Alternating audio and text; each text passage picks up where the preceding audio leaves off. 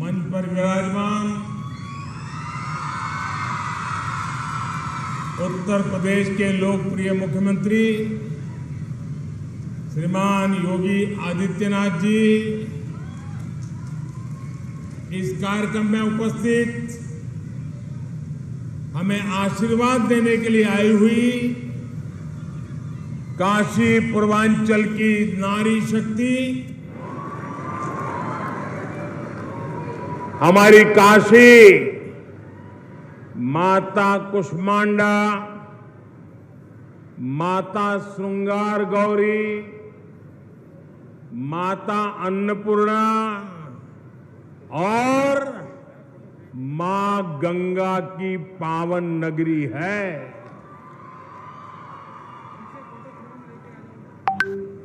यहां के कण कण में मातृशक्ति की महिमा जुड़ी हुई है। विंध्यवासिनी देवी भी बनारस से बहुत दूर नहीं है। काशी नगरी देवी अहल्याबाई होलकर के पुण्य कार्यों और प्रबंध कौशल की भी साक्षी रही है।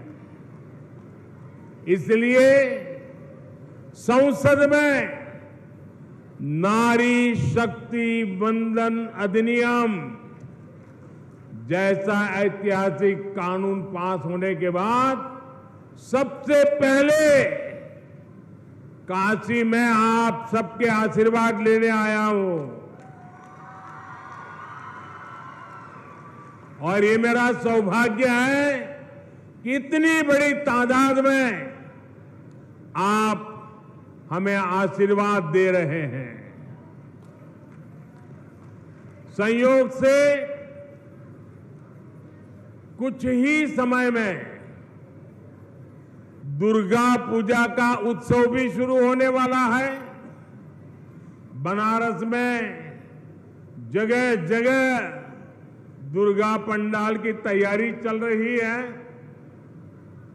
नारी शक्ति वंदन अधिनियम ने इस बार नवरात्रि के उत्साह को और भी कई गुना बढ़ा दिया है। इस कानून से देश के लिए महिला विकास के नए रास्ते खुलेंगे। लोकसभा और विधानसभा में महिलाओं की उपस्थिति बढ़ेगी। मैं उस उपलब्धि के लिए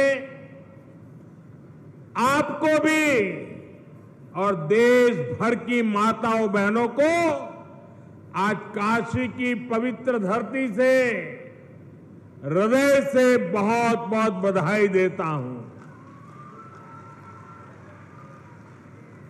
मेरे परिवारजनों, नारी का नेतृत्व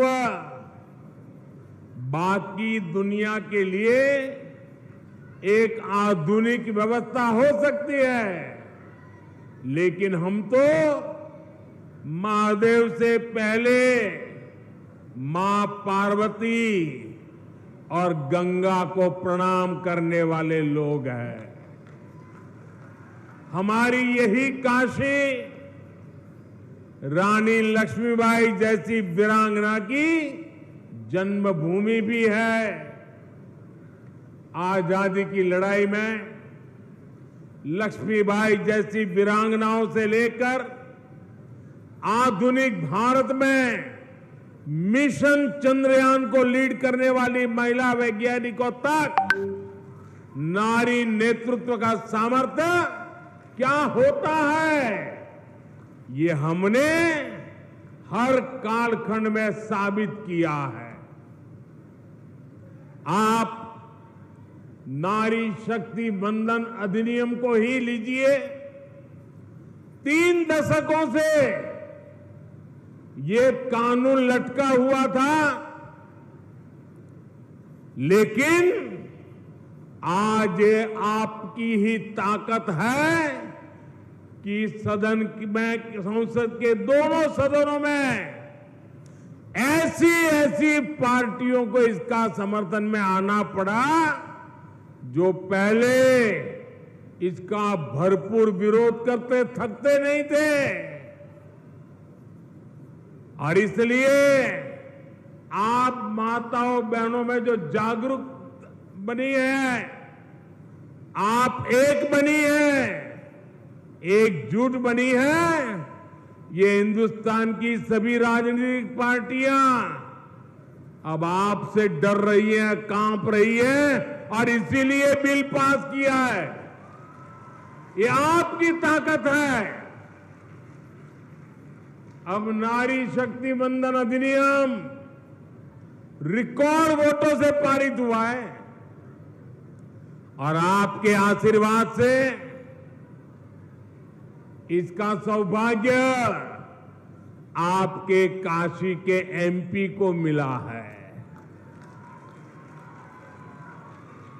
मेरे परिवारजनों, बीते 9 वर्षों में हमने महिलाओं के पूरे जीवन को, उनके सपनों को केंद्र में रखकर काम किया है। अभी मंच पर जो माताएं बहनें मुझे आशीर्वाद देने आई थी, किसी को कैंसर में मदद पहुंच गई, किसी को किडनी की बीमारी थी, मदद पहुंच गई, किसी को घर मिल गया, किसी रेहड़ी पटरी वालों को बैंक से लोन मिल गया।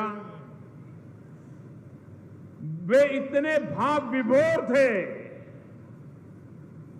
कि माताओं बहनों के लिए जो काम हो रहा है वो देश की शक्ति बढ़ा रहा है। बनारस में 2,30,000 से ज्यादा महिलाओं को 2,30,000 से ज्यादा उज्ज्वला योजना का लाभ मिला है। उज्ज्वला योजना की लाभार्थी महिलाओं को अब प्रति सिलेंडर सरकार से 400 रुपये की सब्सिडी भी मिल रही है। भाजपा सरकार के दौरान यहां बनारस में पीएम आवास योजना के तहत 75,000 पक्के घर बना के गरीबों को दिए गए हैं। इनमें से ज्यादातर घर आप हमारी महिलाओं, माताओं, बहनों के नाम पर है।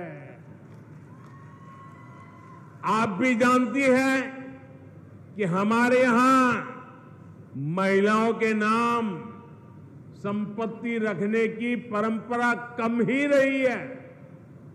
गाड़ी खरीदनी हो तो पुरुष के नाम, जमीन खरीदनी हो तो पुरुष के नाम, दुकान खरीदनी हो तो पुरुष का नाम, घर खरीदना हो पुरुष का नाम। हमारे यहां यही चला करता था, लेकिन मोदी ने आकर देश की माताओं, बहनों, बेटियों के नाम संपत्ति की परंपरा शुरू की है। हमने पीएम आवास योजना में महिलाओं के नाम भी घर देने का प्रावधान किया। इस वजह से आज काशी में भी हजारों महिलाओं के नाम अब घर की रजिस्ट्री हुई है। इससे परिवार में, समाज में उनकी अहमियत भी बढ़ी है।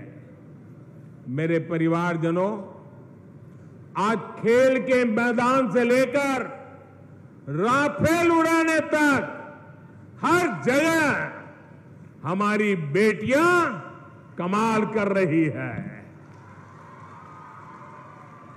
जब महिलाओं को समान अवसर मिलते हैं तो विकास को कितनी गति मिलती है, हमारा बनारस इसका साक्षी है।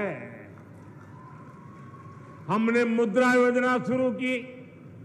बनारस में हजारों महिलाओं को मुद्रा योजना से लाभ मिला।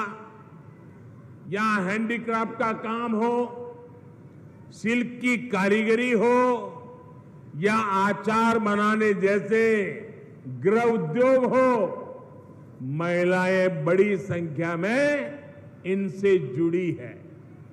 मुद्रा योजना के सहयोग से इन उद्योगों को नई ताकत मिली है।